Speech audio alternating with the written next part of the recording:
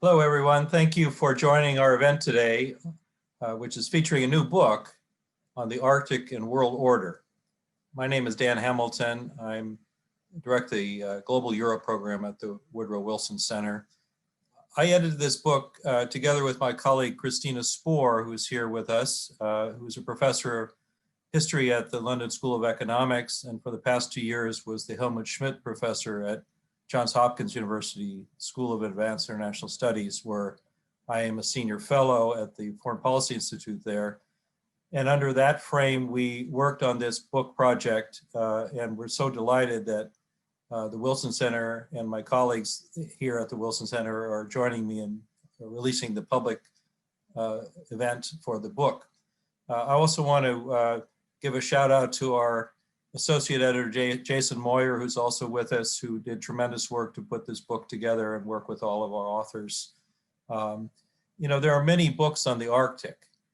This volume explores the relationship of Arctic developments to world order. Our authors are global themselves. They range from hail from Anchorage to Moscow, from Nuuk to Hong Kong. We're joined today by many of them, and I want to thank them all for their own contributions and the time and energy they invested in bringing this project to fruition. Our premise of assorted with different views, we didn't try to have one view, but our premise basically is that the region that has been sort of called the world's last frontier, the last white spot on the map, sometimes it's called, has in fact become the world's first frontier. It's the front line in a world of more diffuse power, geopolitical competition, and deepening interdependence between people and nature. It's a space of often bitter cold. We're just asking our authors who are in the far north, how cold is it outside today? But the Arctic is the fastest warming place on Earth. It's what we call humanity's canary in the coal mine. It's the early warning of the world's climate crisis, where you can touch it, feel it, understand it. The Arctic, though, is also setting the pace in other ways in terms of global and regional governance. If one looks at what political scientists would call the Arctic regime, not just about treaties and formal institutions, but the whole range of interconnections that form the Arctic regime, this regime has pioneered many different innovative ways of peoples working together, countries and peoples. It offers lots of lessons, lots of interesting insights into how governance can work, not only in the Arctic, but in many other parts of the world. And so instead of being sort of the last white dot on the map, we believe the Arctic is where the contours of our changing world might first be glimpsed. And that's why this relationship between the Arctic and world order is actually quite interesting and brings out some often counterintuitive ideas of that relationship. So we're going to proceed with our program. For those of you in the audience, if you'd like to contribute either with comment or question, we invite you to do so. The way we do that at the Wilson Center is please send that comment or question either via email to GEP, so Global Europe Program, GEP@wilsoncenter.org, GEP@wilsoncenter.org, or send us a tweet at Wilson Center GEP. We'll remind you of that as we go forward, but that's the way to interact, and we'll try to fold in your comments and questions as we go ahead with the program. We're particularly pleased today to welcome Ambassador Einar Gunnarsson, who represents Iceland's current chair of the Arctic Council. Ambassador Gunnarsson is also the chair of the senior Arctic officials on the Arctic Council during Iceland's chair period, which is coming to a conclusion. Ambassador Gunnarsson, it's so great that you could join us despite the time differences. We appreciate that. It's a great pleasure to welcome you here. I turn to you now, please, for some opening remarks. Thank you, Mr. Hamilton, and thank you all for inviting me. It is an honor and privilege to be with you here today on the occasion of the publication of the Arctic and World Order, edited by Kristina Spohr and you self, Mr. Hamilton. It contains important contributions to the discourse on Arctic affairs by an impressive number of renowned scholars and experts on the region. It would, of course, have been even better to be able to be with you all in person, but as we all know, such travel and gatherings are out of the question while we fight this pandemic, which has forced the world to rethink and re-evaluate what we took for granted in the past. Hopefully, with the new year and increased knowledge, research, and the promising vaccination programs, our societies can slowly but surely start to develop some sort of normality again. The Arctic and World Order is a timely and an important book where the Arctic, once considered one of the last frontiers, is pulled into the spotlight and revealed as being at the forefront of global trends. It has a balanced approach, giving due attention to both opportunities and challenges, and provides an important perspective on the links between environment, economy, politics, and security. I address you today in my capacity as Iceland's Arctic ambassador and the current chair of the senior Arctic officials of the Arctic Council. Iceland will hand the chairmanship gavel over to Russia in May this year. It is both an exciting and challenging time to chair the Arctic Council. Iceland's chairmanship program, Together Towards a Sustainable Arctic, seeks to balance the three pillars of sustainability: society, environment, and economy. Our chairmanship has, of course, been affected by the pandemic, just like the rest of the world. We have had to cancel or postpone several events, which is always regrettable, and mold others to fit an online format. However, the day-to-day work of the Arctic Council has continued through its working groups and other subsidiary bodies. Fortunately, many of them were already proficient at online cooperation before the pandemic, and the rest of us have had to adapt. This last year has, in fact, shown the resilience and flexibility of the construct of the Arctic Council and its members to coordinate and work together across long distances, multiple time zones, and borders. Just like the book, The Arctic and World Order, Iceland's chairmanship priorities highlight some of the most pressing issues in the Arctic today. Climate change is a very real global threat, growing at an unprecedented scale and demanding worldwide mitigating efforts. We are unfortunately at the point now that even in the best case scenario, with a fully implemented Paris Agreement, the Arctic is expected to see its average temperature rise by at least 3 to 5 degrees Celsius around the middle of this century by the latest. We need stronger global action to reduce emissions, and in the Arctic, we need strong adaptation efforts to deal with the drastic impacts climate change is already causing in our part of the world. It brings about a new reality where economic activities previously impossible or impracticable become viable. Lesser sea ice in the Arctic provides easier access to its natural resources and opens up the feasibility of transborder shipping of goods. But as well explained in your book, along with these opportunities come both new and increased challenges. It is true that the far north is still one of the most pristine environments on this planet. That doesn't mean that the Arctic is a 21st century lawless Klondike, not at all.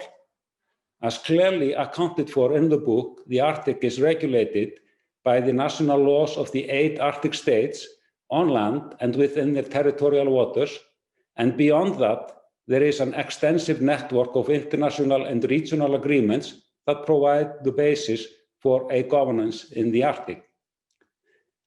The Arctic is home to some 4 million people.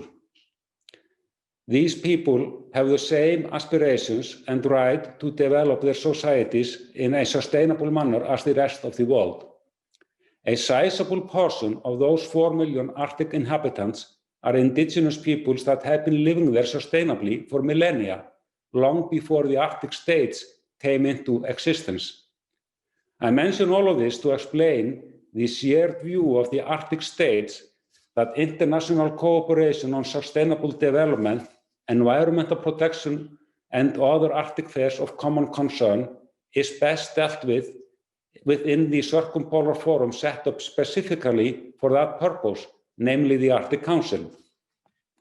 The Arctic Council has, through its 25 years history, proved to be the most important circumpolar forum for the Arctic nations, the permanent participants as representatives of the Arctic indigenous peoples, and the growing number of observers to the Council's work. All of this to say that the international cooperation in the Arctic is vital to ensure sustainable development for the benefit of the Arctic inhabitants. I mentioned earlier my New Year's hope for the world to gradually develop some sort of normality in the wake of the COVID-19 pandemic. I also hope that we will take this opportunity to build back better. The pandemic has highlighted the lack of infrastructure in the Arctic and the fragility of supply chains, with food security already affected by receding ice, especially in the indigenous communities. In this context, developing sustainable Arctic shipping is of the essence, whether we like it or not. The ice cap is melting, and the northern passages are considerably shorter than the route through the Suez Canal. Although it might sound like shooting yourself in the foot from the environmental perspective, we must make use of the Arctic passages in order to reduce pollution from shipping globally. Continuing with the food analogy, we must put our best foot forward to have any hope of curbing the warming, be it in the Arctic or globally. Prospects of Arctic shipping corridors are controversial, and open waters will certainly put a new type of strain on the already fragile ecosystems and test Arctic resilience and capacity to manage, respond, and cooperate across the Arctic. This will in turn raise awareness, attention, and some potential for adversarial confrontation as opposed to active accommodation and cooperation. This brings me to another pressing matter discussed in the book, which is stability, peace, and security in the Arctic. Even though the Arctic Council explicitly excludes military security in its mandate, it is important to us all that the Arctic remains a region of peace, stability, and constructive international cooperation. The fact that the Arctic is currently a low-tension area is due to a conscious effort by the governments of the 8 Arctic states. So far, we have not let tension or stress elsewhere affect the good relationship and cooperation that exists amongst the Arctic states. If that changes, there is much more to lose than to gain. We may, of course, have our disagreements and differences, but ultimately, we all share the same goal, and that is a peaceful, sustainable, prosperous, and healthy Arctic. The Arctic Council does not and should not deal with security issues, but I dare to claim a well-functioning Arctic Council to have hugely positive security implications for the region and for the wider world. I want to conclude my remarks by congratulating the Wilson Center as the hosts of this event and all of your great work and emphasize on tending to the Arctic. I truly hope and believe that the Arctic can and must remain a place of stability and peace in the ever-changing world around us. And on that note, I will tell you that I wholeheartedly agree with the quote in the book from the Inuk leader, Silawat Cloutier, "As goes the Arctic, so goes the world." So in conclusion, let me just reiterate my congratulations to the editors and the authors of the Arctic and World Order, and thank you all. Mr. Ambassador, thank you so much for those kind words and for a great scene setter for us. So we'd like now to turn to my co-editor, Kristina Spohr, who I introduced briefly, but Kristina is a professor at the London School of Economics and History In addition to her work on the Arctic, she has published a recent book, Post-Wall, Post-Square, on international history of the end of the Cold War, which has won a number of prizes for its great explanation of that critical period in history. Kristina has been a wonderful colleague of mine at Johns Hopkins for the past 2 years, where she spent time in Washington. She's back in London now. And Kristina, it's great to see you, and thank you for all your work here. Kristina is going to talk to us a bit about the book a bit more in depth. I was giving you the teaser, but here is Kristina, please. Thank you, Dan, very much for the introduction, and thank you, Einar, for your wonderful prompting speech to make us think about it from a sort of policy perspective. You already picked up on actually one of our epigraphs, as the Arctic goes, so goes the world, by the Nuuk leader. And there was another quote that struck Dan and me, which was by Finnish President Sauli Niinistö, said in Arkhangelsk in 2017. He said, "This is a matter of global significance. If we lose the Arctic, we lose the world." So the Arctic, it appears, will be the 21st century arena to watch, an arena of cooperation and low tension, as we heard, but also an arena with numerous inherent tension and potential for outright conflict. The apparent struggle over this seemingly peripheral region and the media hype and bellicose rhetoric around it recently suggests an analogy to the scramble for Africa in the late 19th century, when the great European powers of that era raced to explore and exert control over the still unknown and undivided dark continent, battling against each other for resources and riches, terrain and influence at the expense of local peoples. And yet the situation in today's frozen wastelands in the north is fundamentally different. The Arctic has defined state boundaries and established ethnic groups. It is a well-demarcated space where marine access, fisheries rights, and the hydrocarbon extraction are regulated through international legal agreements. Cooperation has been the hallmark of this Arctic regime that has emerged over the past 30 to 40 years after the end of the bipolar order, the Cold War. In the circumpolar north, there is no land as such to divide up, only a melting ice cap over which to compete as icescape turns to seascape. The thawing of polar ice has turned the Arctic Ocean into a space of opportunity for small states and great powers, for regional actors and more distant global competitors, for big business and local entrepreneurs.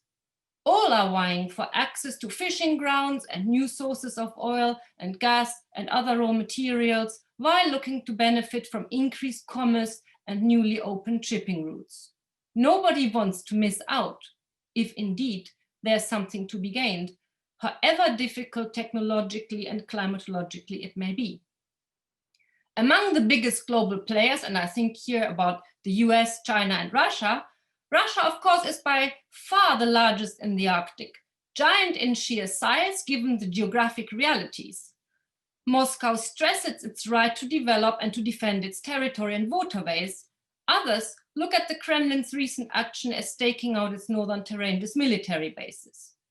Meanwhile, China has begun calling itself a near-Arctic state, seeing the region as a new key area in which to assert influence by getting involved financially in energy and infrastructure projects. So, for example, in the Yamal Peninsula, but also witnessed by activities in Iceland and Greenland, with its own hunger for raw materials and its interest in novel shipping routes.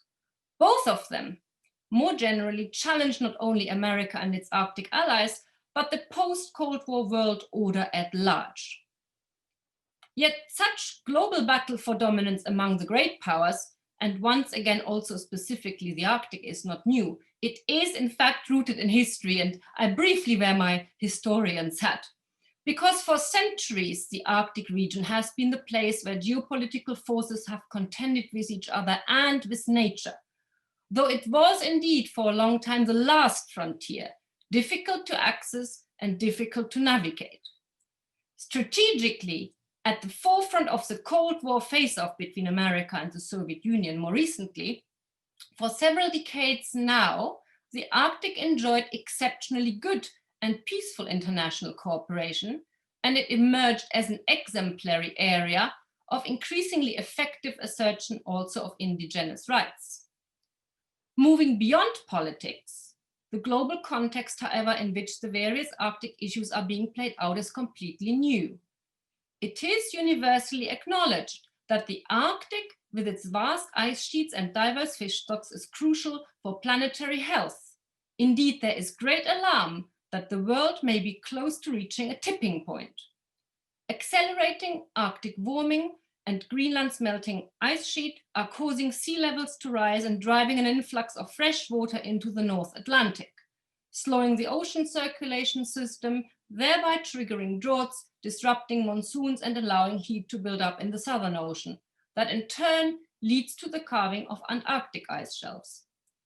And as permafrost thaws and its organic materials begin to decompose, as Arctic fires rage from Siberia to North America, the once frozen landscapes are releasing huge stores of greenhouse gases, including carbon dioxide, nitrous oxides, and methane.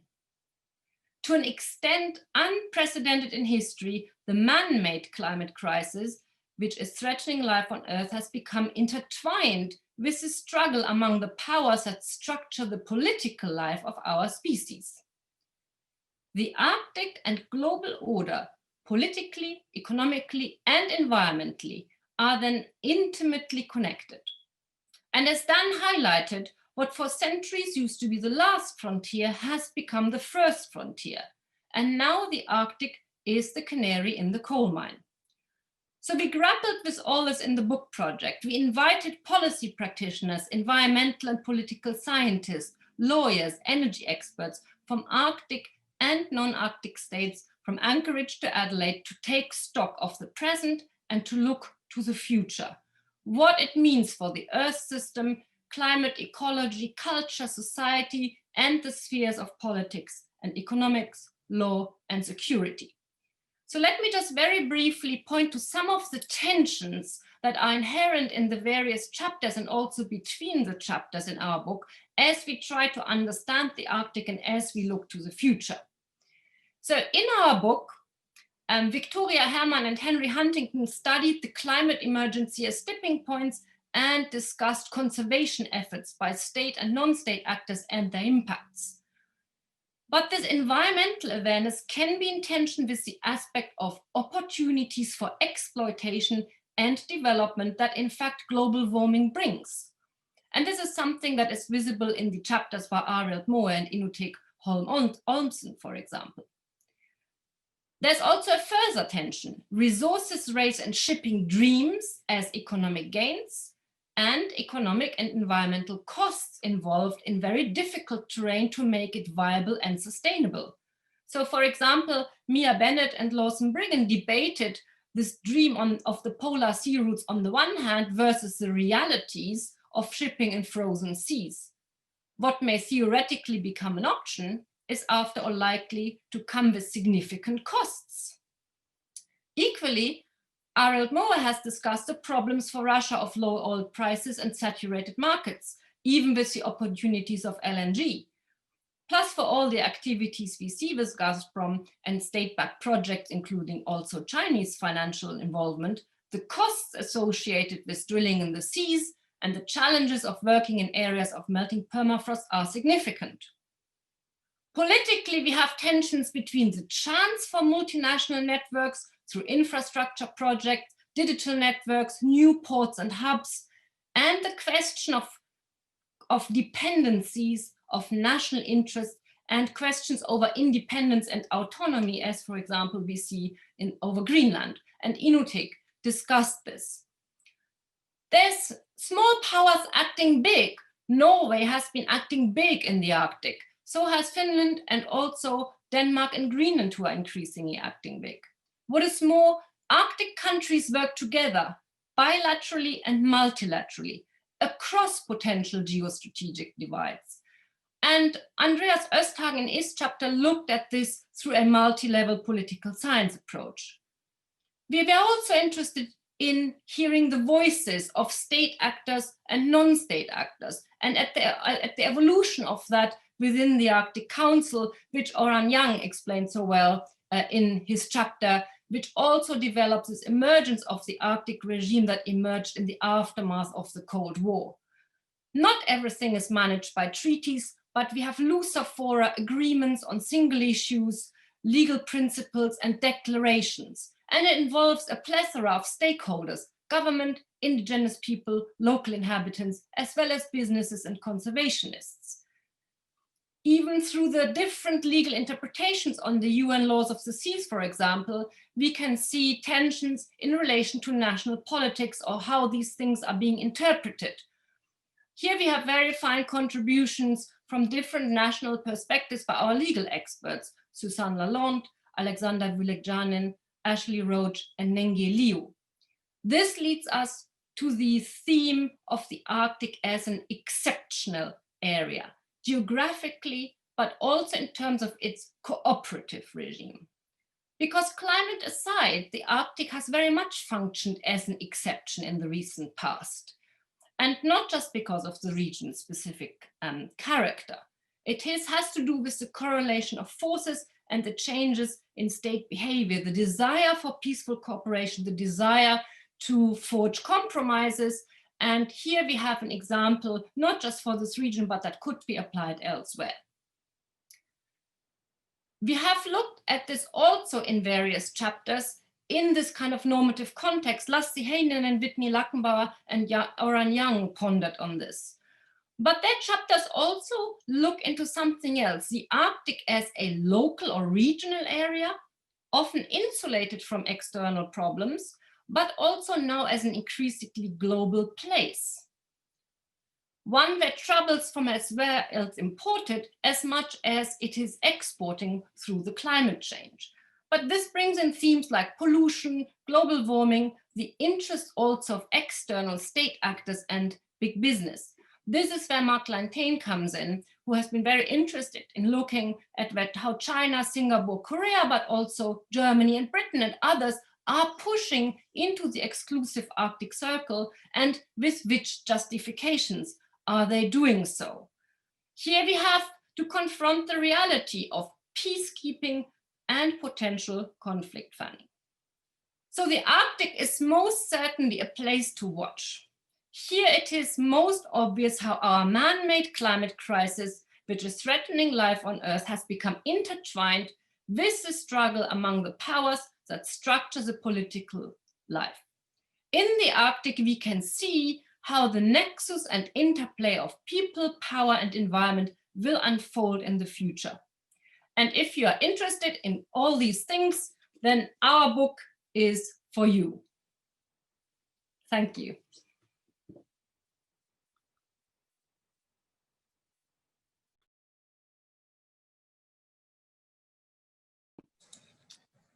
Kristina, thank you very much for that overview of the book.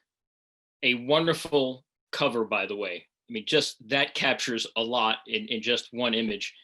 And very good marketing as well. Thank you. It's fantastic. But I think you provided, so thank you for providing a really good foundation for us to further build upon the comments of both our colleague Dan Hamilton and certainly the ambassador as well. We're going to dig down into a few of those thoughts here in a moment. I'm Mike Sfraga, I'm the director of the Polar Institute, and I cannot tell you how welcoming it is to have so many wonderful practitioners, authors, scholars combined in this volume. I think what you have both built here is a foundational piece of work that not only many of us will be referring to, but in going through the book, I have seen many areas upon which we should all build. So this is for the community, of the community, and I think also will guide the community's work in the future. And I mean that from a practitioner standpoint, but also scholarly research and other types of research that is so much needed in the Arctic. Mr. Ambassador, thank you so much for your opening comments. You provided wonderful context for this discussion.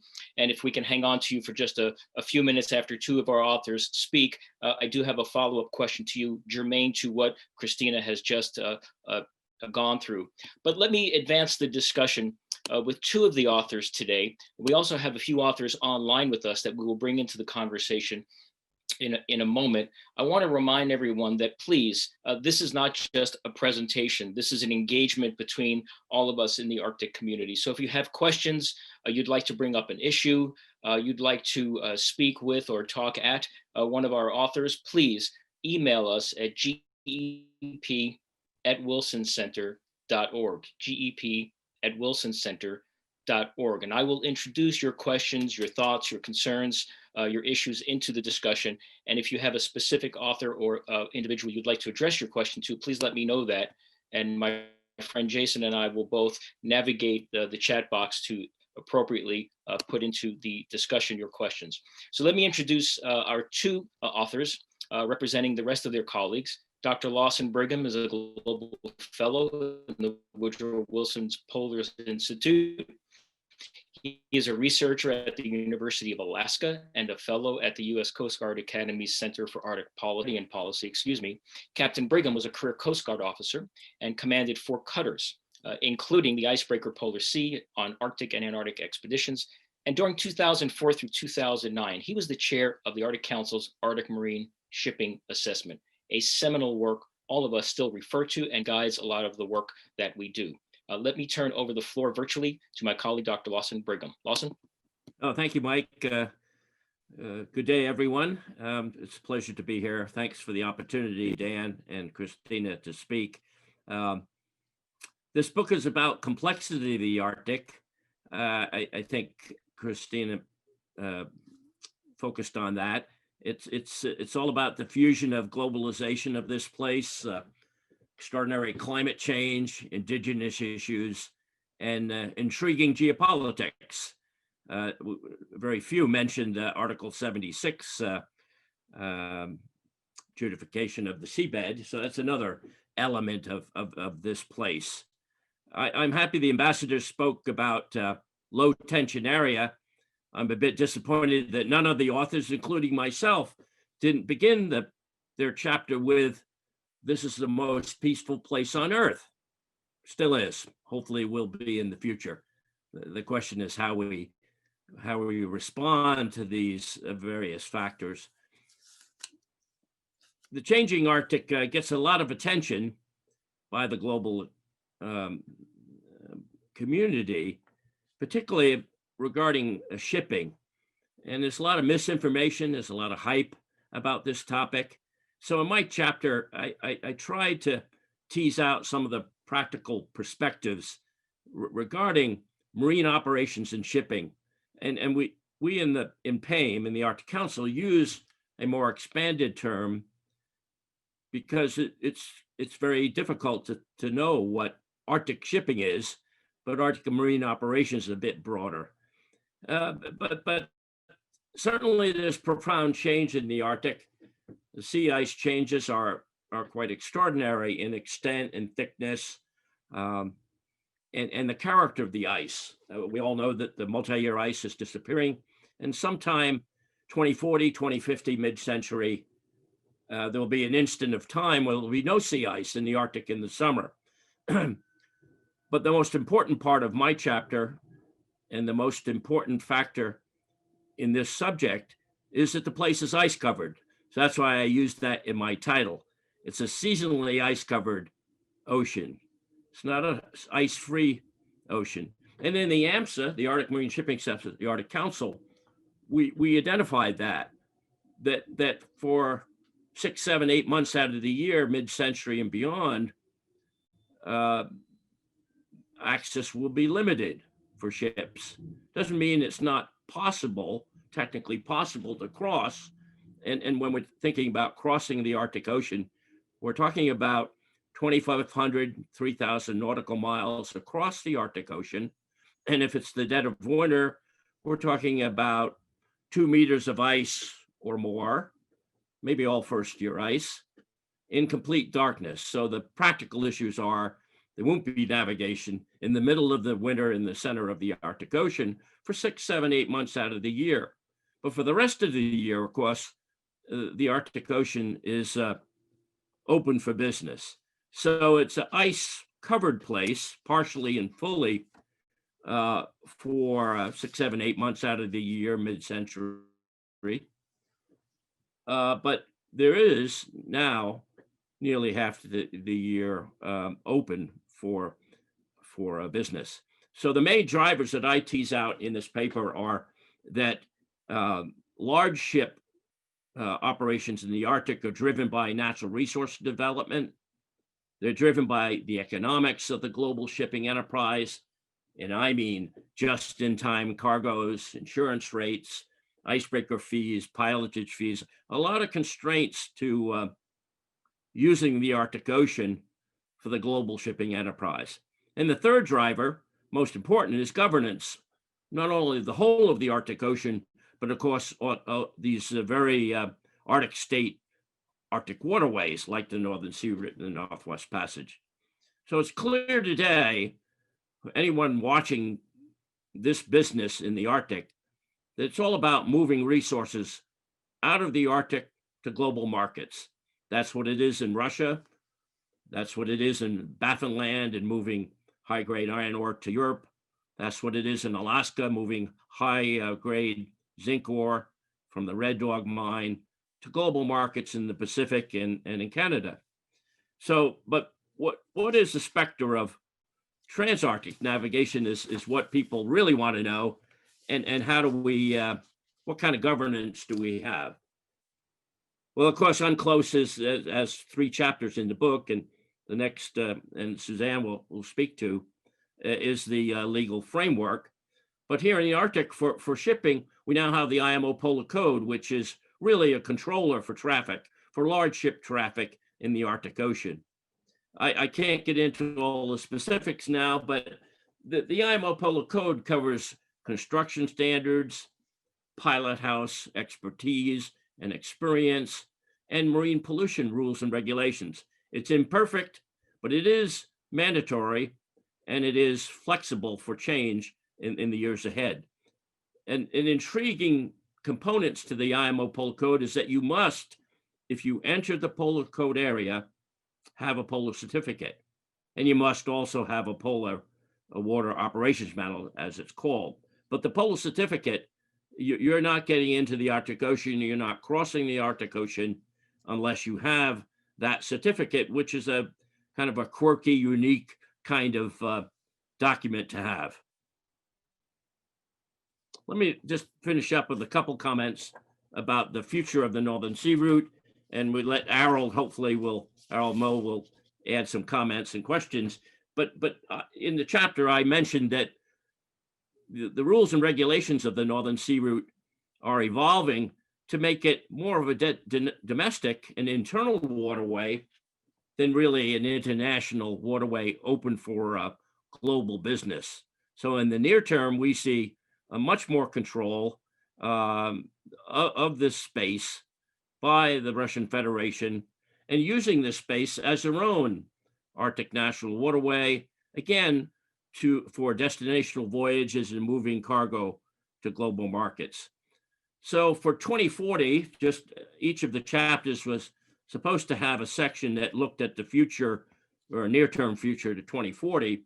For shipping, I would say that the dominant mode of transportation in 2040 will be destinational, again, moving cargoes out of the Arctic, and even tourism is mostly destinational. There will be some niche market trans-Arctic voyages, perhaps across the Northern Sea Route, smaller ships rather than large container ships. But there will be greater use of the Arctic Ocean, which again means we have to have a robust regulatory system that enhances marine safety and environmental protection. I think I'll stop there, Mike, and we'll let Suzanne go ahead and have questions later. Thank you. Thank you, Lawson, very much. I have a number of questions for you, but I know there'll be several from our colleagues around the globe. Let me bring into the discussion now Dr. Suzanne Lalonde, Professor of Public International Law and the Law of the Sea at the Law Faculty of the Université de Montréal. Her research and publications, and of course many of you know Suzanne, focus on core international legal principles, in particular those pertaining to sovereignty and the determination of boundaries on land and at sea, with an emphasis on the Arctic. I would note that she's a member of the Canadian Arctic Security Working Group led by Joint Task Force North, the Transatlantic Maritime Emissions Research Network, and the multidisciplinary Canadian Arctic Shipping and Transportation Research Network, and the North American Arctic Defense and Security Network. Suzanne, let me turn the virtual floor over to you. Thank you so much, Mike. Thank you. I just wanted to say what an honor it was to participate in the book and to be invited to participate in this fantastic launch. So my sincere thanks to Kristina, Daniel, and Jason. I want to keep my remarks short so we can engage in this wonderful conversation.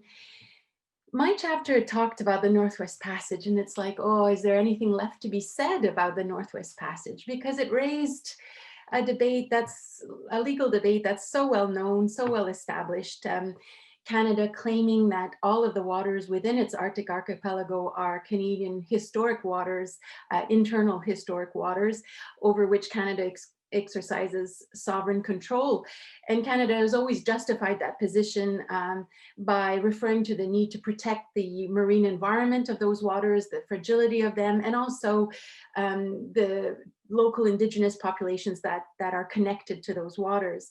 On the other side, we've had a very worthy opponent in the United States who have argued, and this is a debate that's been raging on for more than 50 years, that in fact, some of the routes within the Arctic archipelago make up an international strait in which a right of transit passage exists. And this is a big deal for Canada because, of course, at one end, if you take the Canadian position, Canada can impose its own governance structures, its own regulations to guarantee that shipping is responsible, navigation is responsible, and follows certain standards. If it's an international strait, then of course it's international rules that apply, but it's a very strong regime of freedom, the right of transit passage. And then in that case, Canada's powers of intervention are more limited, and including the fact that if you have an international strait cutting through the Canadian Arctic archipelago, you also have an international air corridor above those waters. And so the aircraft of every country in the world, both civilian and military, can zoom back and forth. So this is a serious issue for Canada, and it's a serious issue for the United States, because at stake is, it's not really about the Northwest Passage, it's about strategic neuralgic straits elsewhere in the world, and have to maintain strategic mobility for assets, and that's fine. So what's fascinating, of course, is that Canada and the US have managed this dispute very ably. More than 30 years ago, a great piece of diplomacy, the 1988 Arctic Cooperation Agreement, was concluded between Canada and the US, and super pragmatic, showing that even lawyers can be pragmatic at times. We just said, let's just agree to disagree.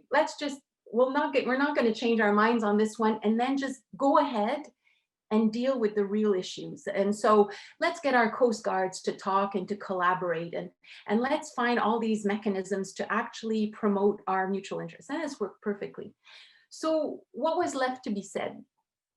I think I was a little struck by when US Secretary of State Mike Pompeo in May 2019, ahead of an Arctic Council ministerial meeting, came forth and decried that the Canadian position was illegitimate, very publicly. And then I think with Kristina and Jason and Dan's thoughts about climate change in the mix. And I think what was important for me to say in my chapter was just this.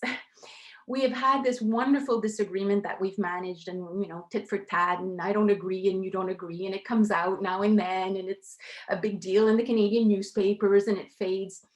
I think all I wanted to do with my chapter was just to remind both Canada and the United States that there's real value in this management of our dispute, that this debate that has been well managed, that it's more important than ever to make sure that although we may still disagree at the highest political level, that we do present a common front, that we are engaged, that our collaboration is just deepened and continues. And I think for me, there was two reasons brought on by climate change that I broached in my chapter. I think, Mr. Ambassador mentioned it, Lawson mentioned it, everyone has talked about receding ice. So the Northwest Passage for a long time, like Canada and the US, we could debate and it was sterile. Nobody was interested in going there unless you were the Canadian Coast Guard revitalizing some of the communities, resupplying the communities. So what we're seeing is a bit of a greater presence. Of course, this is small potatoes, Lawson could tell us, but for the Northwest Passage, it's a significant increase. So for like 85 years, from 1903 to 1988, there was about like 39 transits. Well, in the last 31 years, now we're up to 274. So small potatoes, but an increase in terms of the Northwest Passage. But for me as a lawyer, what I'm more interested in is not the presence of foreign flag ships in the Northwest Passage, who have been very, very respectful of Canadian legislations and regulations that try to mirror the Polar Code.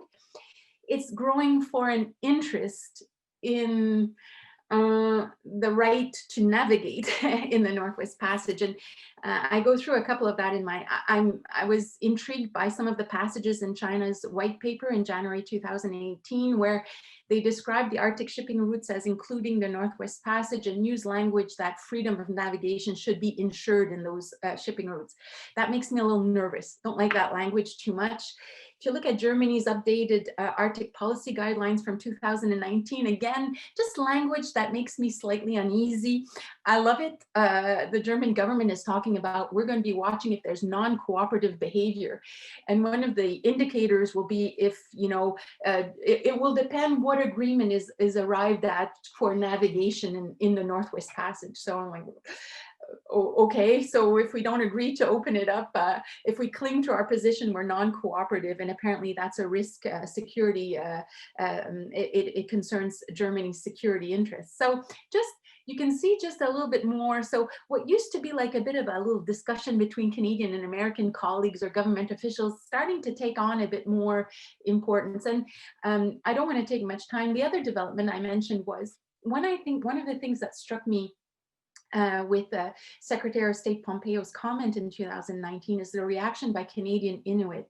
So in the Canadian newspapers, in northern publications in particular, you had Canadian Inuit leaders responding directly to the US Secretary of State and saying, hang on, you can say that the Canadian position is legitimate, but hello, this is an Inuit homeland you're talking about. So I just, I think I want to take every opportunity I can to bring to the fore the idea that the Canadian government, the federal government, is not the only actor when it comes to governing the Northwest Passage.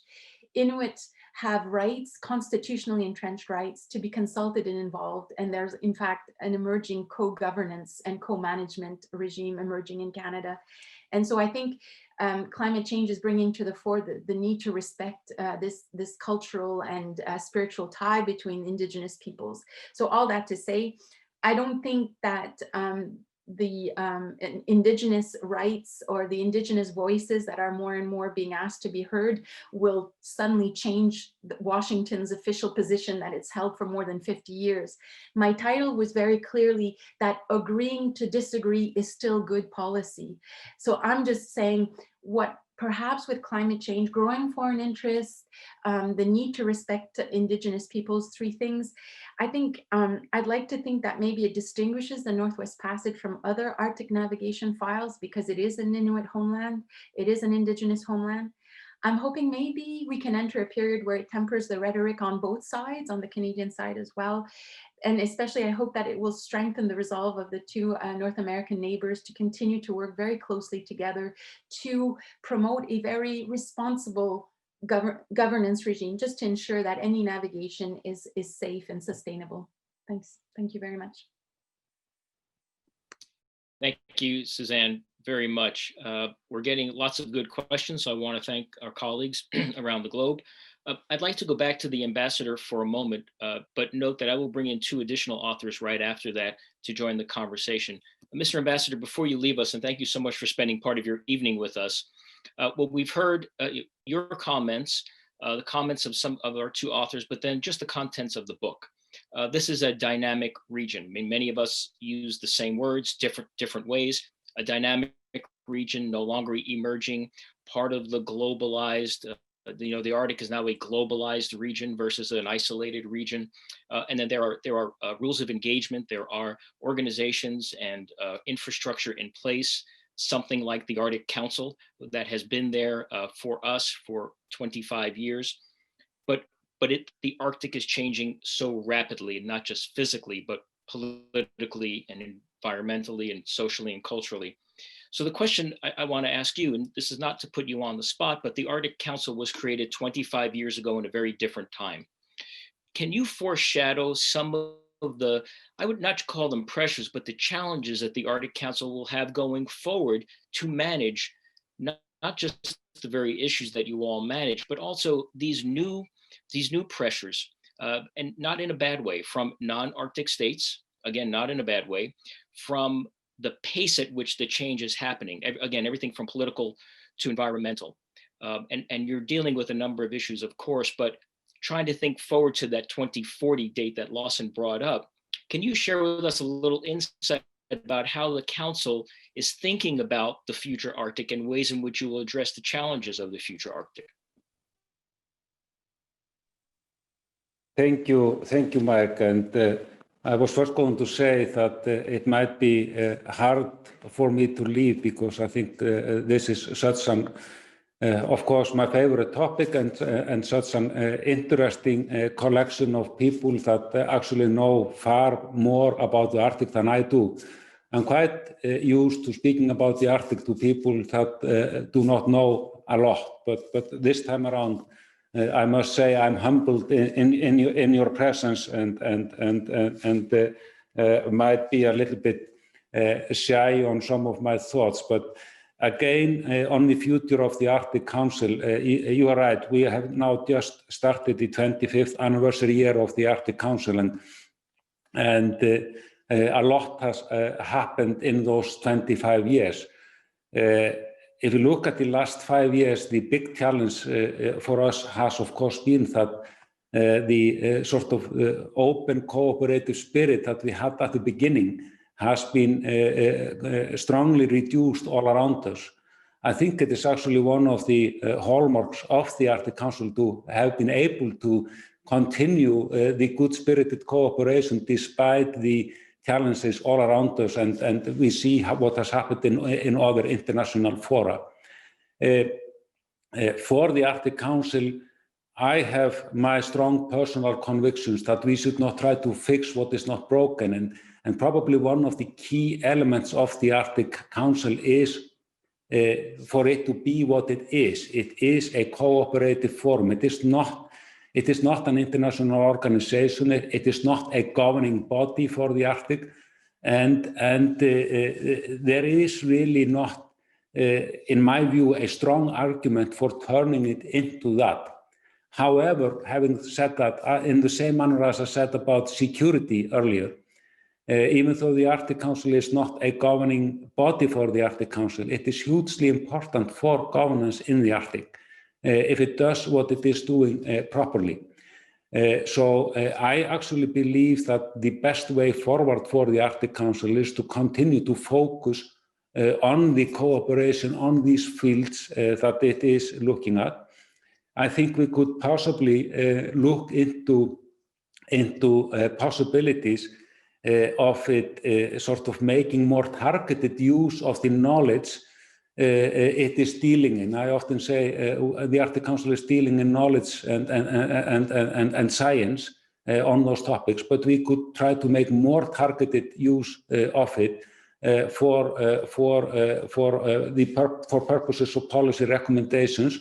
And we are, of course, looking at, and these questions have been coming up, we are looking at, for example, the newly signed agreement on the fisheries agreement on the Central Arctic Ocean from 2018. It is clear, that we have to fulfill some requirements of research in the Arctic. The Arctic Council can possibly have a role in coordinating research, even though there is no ambition of turning it into a management body. And the same applies to the BBNJ negotiations, and I know that you have much more knowledgeable people about the state of play on those. But there is a question about the cooperation on knowledge and science under the anticipated BBNJ agreement, which could raise questions about a possible path for cooperation on knowledge and science, underpinning the BBNJ agreement when that comes about. And finally, I think, of course, that the big challenge for the Arctic Council in the years to come will be to take a look at how it is operating, how it is functioning. How can we strengthen the Arctic Council? We are still trying to get a strategic plan for the Arctic Council. Until now, it has only been thinking 2 years ahead in time at the beginning of every chairmanship. Can we get a little bit longer perspective in there? Can we do something about the funding for the Arctic Council activities? We have very limited cooperation on funding only through the project support instrument. Can that be developed in some way so that there will be more and stronger cooperation on that? If we are fortunate enough to dare to take on these challenges within these confines I set at the beginning, it is not a revolution, but rather evolve, finding a way to evolve the council. I think it can, that it has the possibility of a bright future. But let's not forget what it is and what it is not. It is a cooperative forum on science and knowledge to underpin policy recommendations, and sometimes we can use it as a tool, for example, like we did when we were negotiating these 3 legally binding agreements that I know all of you know a lot about. So I will stop there. Well, thank you very much for allowing me to put you on the spot. Important response, important perspective, and thank you for bringing that back around to connect to your beginning discussion, your comments as well. And it fits right in with, I think, what Dan and Kristina tried to do with this book. Let me just introduce into the discussion 2 of the other authors who have both been mentioned. Arild Moe. Moe is the research professor at the Fridtjof Nansen Institute in Norway. Most of his research has been devoted to Russia, especially the energy sector and energy politics.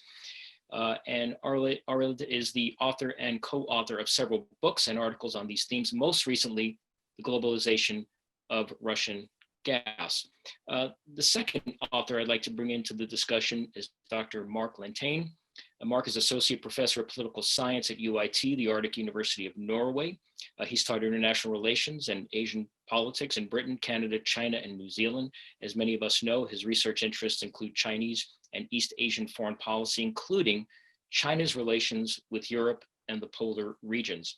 Let me impose upon both of those colleagues and authors to provide at least a few thoughts about what they have heard today, and perhaps share with us a little bit of what your contributions to the volume have been. Mark, maybe I can ask you first. Okay, thank you everyone.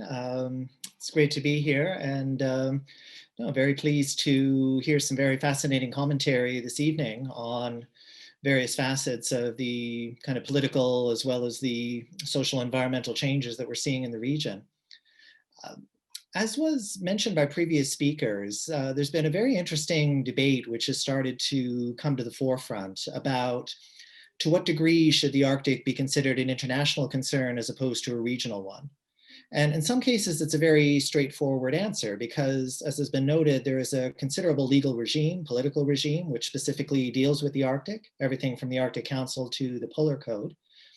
But at the same time, we're starting to see a larger number of non-Arctic actors that have come forward to say, well, the Arctic concerns us. And there are certain areas of the Arctic, be it either environmental or economic, that certainly concern us, even though we don't have Arctic geography.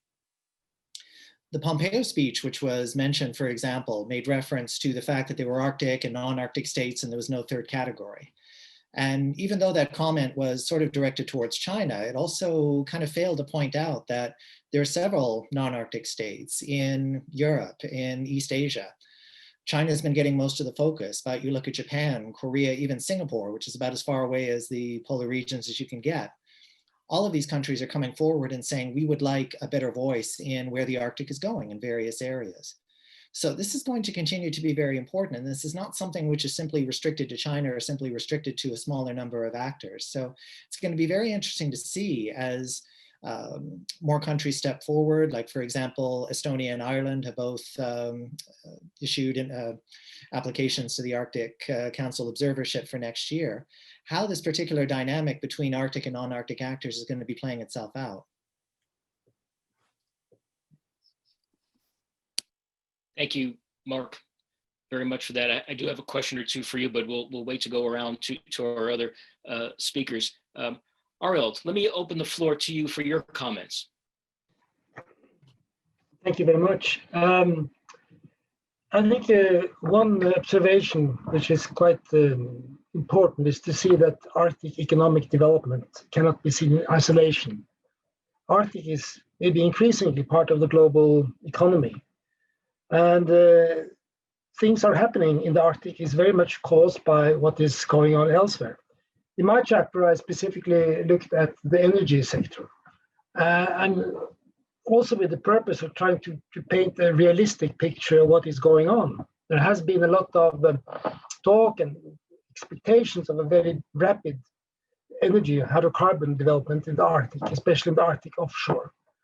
But we see today that this is actually not happening, and the explanations are very much found outside the Arctic. The big changes in the international energy markets, particularly the gas market with unconventional gas, made Arctic gas suddenly becoming almost obsolete. General supply glut in oil has made oil prices fall, making expensive Arctic oil less attractive. And also the overarching problem and threat from climate change makes long-term investments in hydrocarbon projects anywhere, but not least in the Arctic, very uncertain. All these things together, I mean that the industry is much more careful in its approach now than just 10 years ago. So that is important to bear in mind. There is not a big race to develop resources. The picture is very different in just 10 years. When it comes to shipping, Lawson already explained sort of main drivers in this field. I would also add that, yes, there are physical potentials for increased shipping, but you have to look at economic basis. And the big increase in transits that were expected just some years ago hasn't happened. And the main explanation is the commercial prospects. It's simply not that attractive for many reasons, which I can't go into here. So summing up, we have to be realistic. There are things happening in the Arctic, and certainly in the transportation field, the very, very vast rapid development of onshore hydrocarbons in the Arctic of Russia has spent an explosion almost in shipments out of the Arctic. But the big transit growth has not occurred. Thank you very much. Food for thought. I, of course, have some questions for you as well. I'd like to go back to Dan and Kristina. We have a question. I'm going to start bringing in some questions from our colleagues. It's a question about indigenous voices. Can you speak about the indigenous voices that you invited to the volume and areas that they covered specifically? And there's another question about why we today do not have indigenous representation on this panel. Can one or both of you address those questions?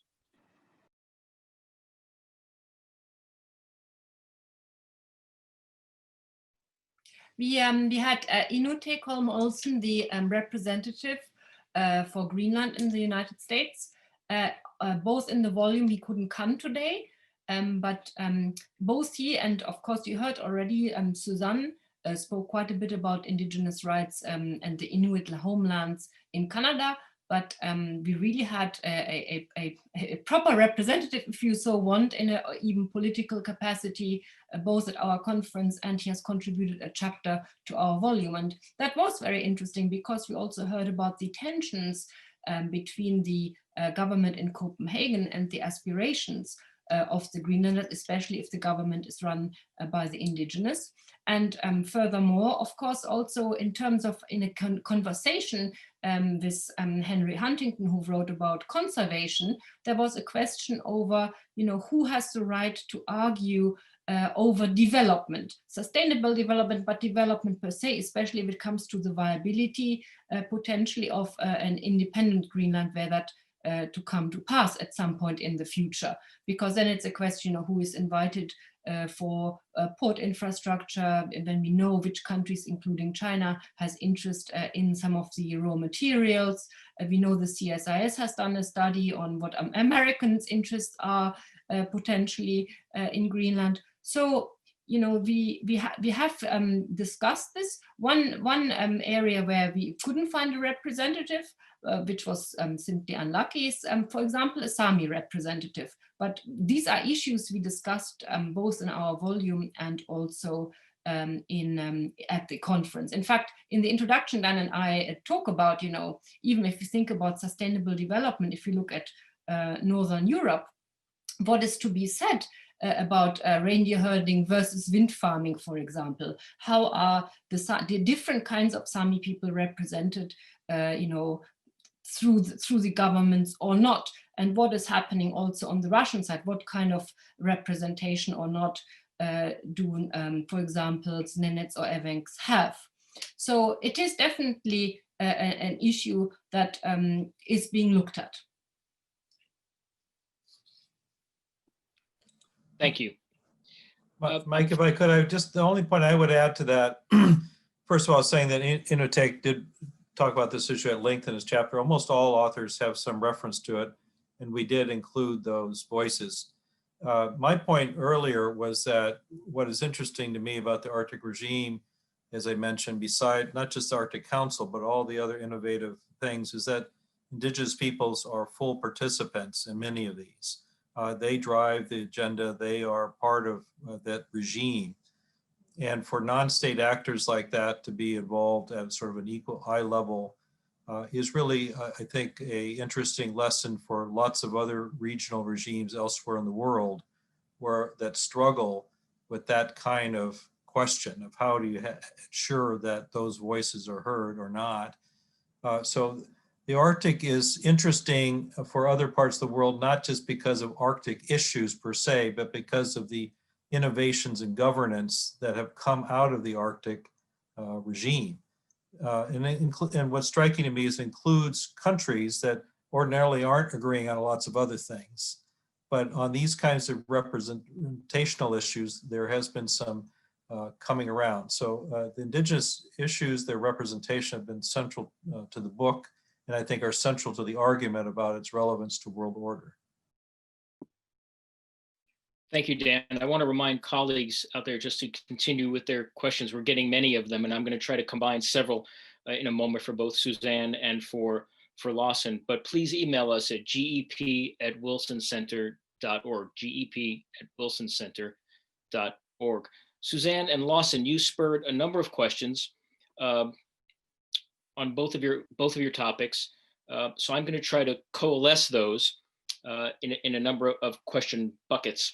One is, Suzanne, you talked about the Northwest Passage and the need, the right, the requirement for Inuit communities to have say, to have authority to say what happens in and around their territories in terms of development. And so several of our colleagues would like you to expand on your thoughts there. Lawson, related to the Bering Strait and the shared border, maritime border that we have with Russia. And if there's consultation or interests in or requirements for Inuit populations to engage in the future of the Northwest Passage, should not indigenous communities on the Bering Strait side of Alaska engage with the federal government on what the Bering Strait looks like in terms of infrastructure, food security, subsistence rights, and those matters as well? And in all of that, understand that nested in those questions are issues about shipping and who has the right to build what where and who ships where and who gets to use the waterways.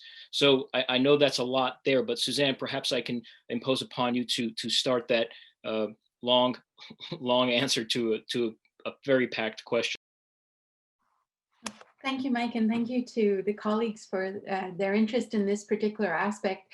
I think I just want to say the Canadian Constitution defers shipping and navigation to the federal government. But there is also space for Indigenous agreements, and they are afforded constitutional protection. So in comes the Nunavut Land Claims Agreement in the early 1990s. And if you look at the Northwest Passage, most of the huge proportion of the various routes that make up the Northwest Passage are in the territory of Nunavut. And under that land claims agreement, there's a series of different bodies that are created with different responsibilities, like the Nunavut Planning Commission. So any activity in the territory, including activities on the waters, and that would include, for instance, cruises by cruise ships. In that case, the Nunavut Planning Commission has a role to play. There's the Nunavut Wildlife Management Board. So when it comes to protecting marine mammals, etc., there are rights that have been devolved to. And then there's even layers in Nunavut. There's the territorial government, but there's also rights that are afforded to the Indigenous communities themselves. And so it creates this complex network of different agencies, federal, territorial, local, that have a role to play, but indeed, it's not just a favor, they have actual constitutionally entrenched rights to have a say in how activities are managed. And so that's what I mean. So there's this web, and I think honestly, it took the federal government a certain amount of time to realize, to step up with those commitments, to give those commitments meat. You know, it's one thing to say, oh yes, we'll involve you. What does that actually concretely look like? How do you co-manage something like the waters of the Northwest Passage? So I'll just say one thing. For instance, the Canadian Coast Guard, though, at the federal level, had started thinking about maybe we could encourage ships to borrow certain corridors. And maybe we could define those corridors where there's most navigational aids, best mapping, and maybe even with a concern for nature. And that was going full out in the early 2011, 12, 13. And then suddenly there was a pause. Maybe we should ask the local communities. And so for me, this is heartening. So a slowing down of the process and an involvement of local communities interacting with federal agencies like Transport Canada and the Canadian Coast Guard to say, if ships could maybe be oriented, where should they go? Where should they avoid? Where are marine mammals particularly vulnerable? So there we see one example. We have a long way to go in Canada, but one example where co-management or co-decision is starting to be a concrete thing. And so when you blow it out outside, I just want our neighbors to realize that it's a sensitive issue in Canada, and we're trying, and it has to be respectful. Whatever discussion happens about the Northwest Passage has to include Indigenous rights holders, and the federal government has come to that realization. So thank you very much for the opportunity to talk about that. Thank you, and thank you for agreeing to take that question on there. There's a lot there. Lawson, your thoughts? Yeah, just a quick one. I mean, sure. The Coast Guard has been consulting with Indigenous communities for the last couple of decades. So the mechanism is there for Indigenous communities to link with federal agencies, principally through the Coast Guard, because marine issues like this are handled by the Coast Guard, and the Coast Guard represents the United States at IMO. But even at IMO, there's opportunity now to have an Indigenous observers group, which will advise IMO on Indigenous issues, not only in the United States, but Canada, Russia, wherever. So the mechanisms are available, and certainly the use of the waterways like Bering Strait must include consultation with coastal communities. There's more to it, though, in a practical sense. We need more communications between the ships and the communications and the communities.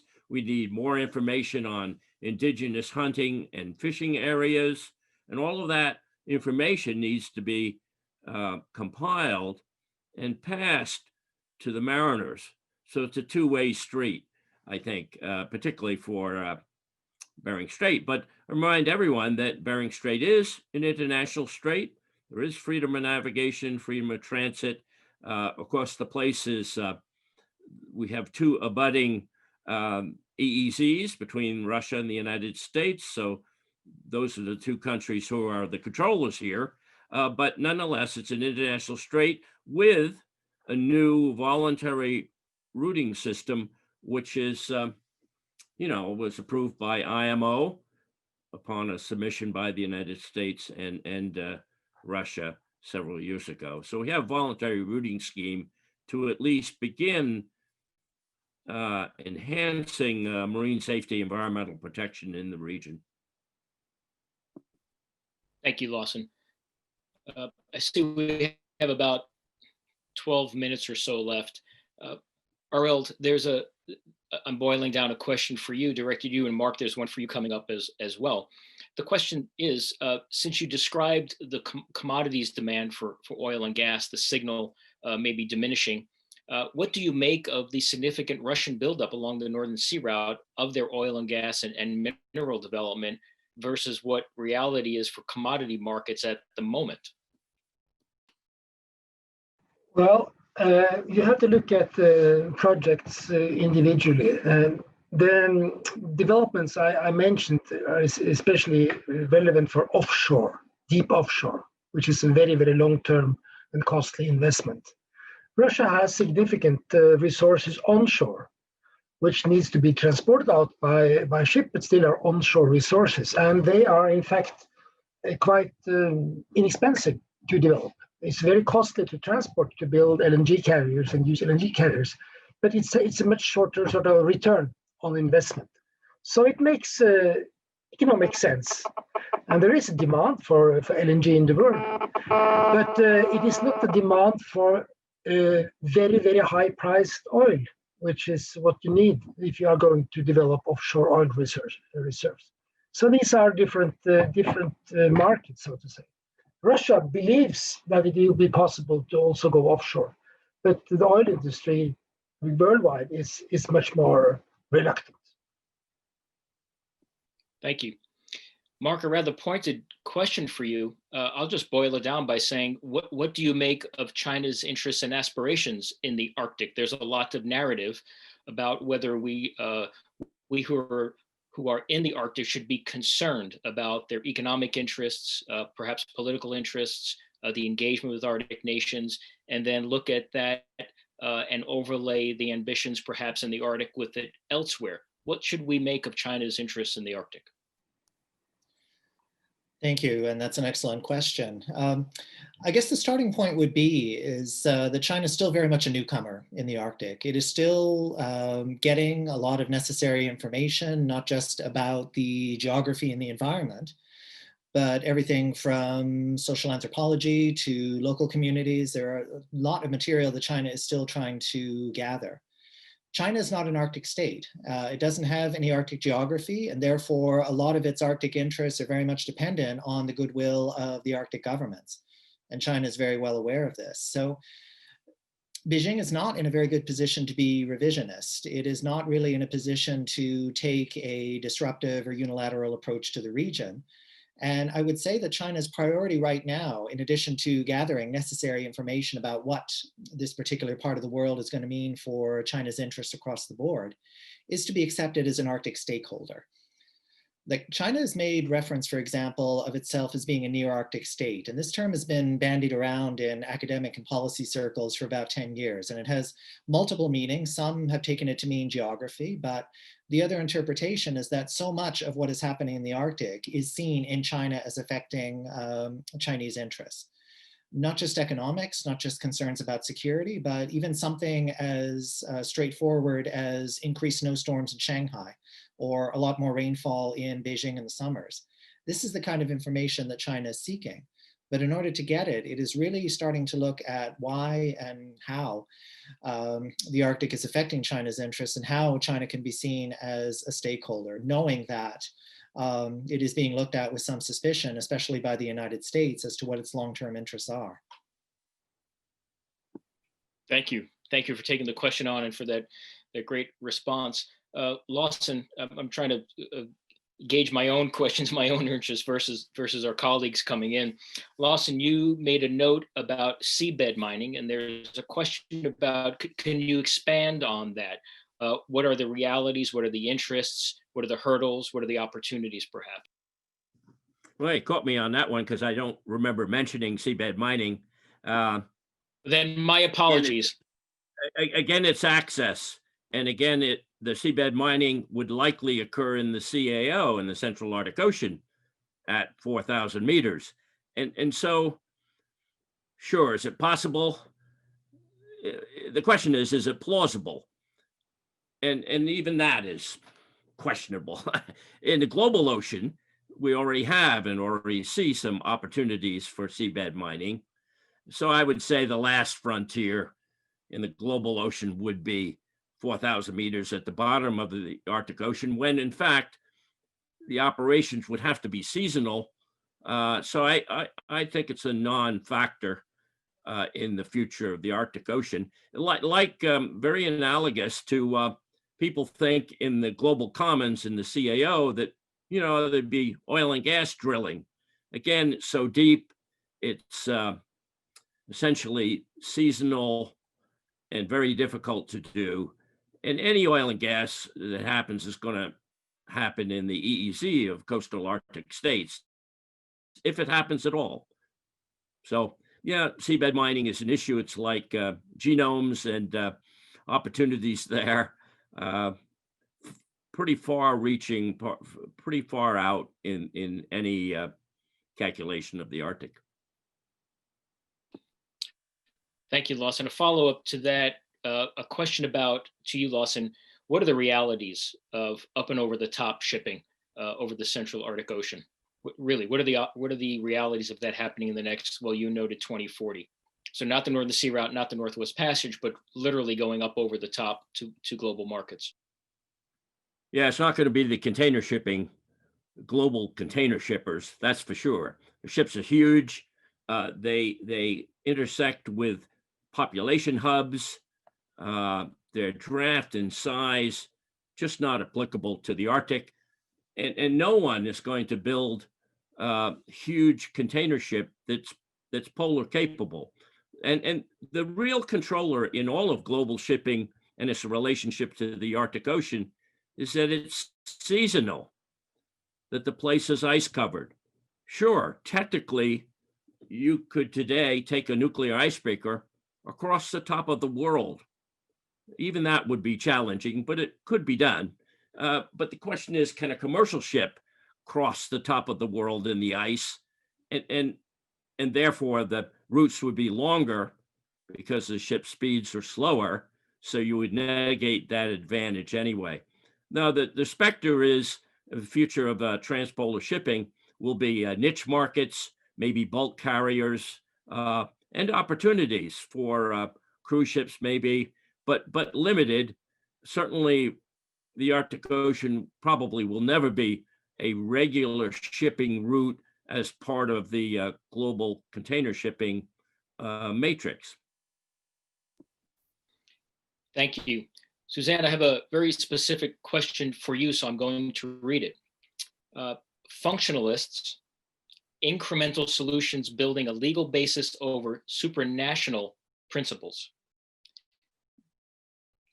We have seen the same dilemma for the EEZ and now the European Union, and this mixture of federalist and functionalist policies has been very successful. Is that a model to be followed here? I think the question is too deep for me. I'm not sure to what we're referring to, how we could resolve the Northwest Passage debate, but federalist in that context would be a question of within Canada, how to deal with the issue within Canada, federalist versus functionalist. I'm not sure how this excellent question, I'm not sure how to take it in terms of resolving, like within Canada, obviously a functionalist approach is, I think, the way we're heading, but in the larger context of how this thorny issue could be resolved with people who disagree with Canada, I'm not sure then how this dichotomy plays. So I'm so sorry if I'm not at the able to engage with the question maybe as my colleague would have wished. Yeah, I believe it's in the Canadian context. I think the Canadian position has evolved. I think it's very much. I was really frustrated earlier in my career when I would be trying to defend the Canadian position legally. Like, we haven't got into what arguments Canada marshals to defend its position, and one of the things, of course, that Canada will play on is that you know, the Indigenous title, the fact that they've been used and occupied, those waters have been used and occupied by Indigenous peoples for millennia, and there was always pushback about, well, that's a claim, and yet there's nothing to show that it's part of Canada's governance structure. And so there was a real disconnect. And I think it was made more, you know, the federal government trying to from top up, you know, putting its vision. And I think there has been a serious evolution of that. And of course, I mean, it's part of the Trudeau government's commitment to reconciliation, et cetera. But I think the structures have changed. New marine protected areas with a real role for Indigenous partners, et cetera. So I think it's going to stick. It's not just going to be one administration's kind of priority. I think Canadian vision of how to manage this question has changed, and I don't know if that qualifies as a functionalist approach, but it's certainly much more of an integrative approach. Well, thank you for taking, I appreciate that. Thank you for taking that on. We're about a minute out, so unfortunately we're going to have to end this discussion. Let me just say it's been a pleasure to engage with colleagues here on this not just on these subjects, but this brilliant piece of work that Dan and colleagues have put together. I want to thank all of you for allowing me to put you on the spot, colleagues around the world for adding your comments and your questions. Let's not make this the first one. I do think that this volume provides for us a lot of insight, but also a lot of work to build upon. So I want to thank you all for allowing me time to participate here. Dan, Kristina, let me turn it back over to you for your last thoughts and for closing remarks. Kristina, any last comment? Well, as we said, you know, this is really something that will stay with us. It is an arena of cooperation, but it is also an arena where cooperation can quickly turn to conflict if we are not careful. And we really need to be looking at this nexus of environment, people, and power. Thank you all. Let me thank Mike for so expertly navigating the conversation. Thank you, Mike. And it's great that we work on a book on the Arctic and we have the Polar Institute as our partner together with other colleagues. So to the other authors and to our audience, thank you all for spending time with us today. Again, if you'd like to look at the book, you can see we're not very good business people because you can get the entire thing free online by going to transatlantic.org or transatlanticrelations.org, excuse me. And each chapter is there, clickable, plus the entire book. But if you'd like to have a copy, you can order it through Amazon and through Brookings Institution Press. The book is distributed by Brookings Institution Press, and you can go there to get your copies if you'd like. So again, thank you all for participating. Thanks to our AV team for managing all of this, and Jason and everyone. And I hope you all have a good day, evening, morning, wherever you are. Thank you again.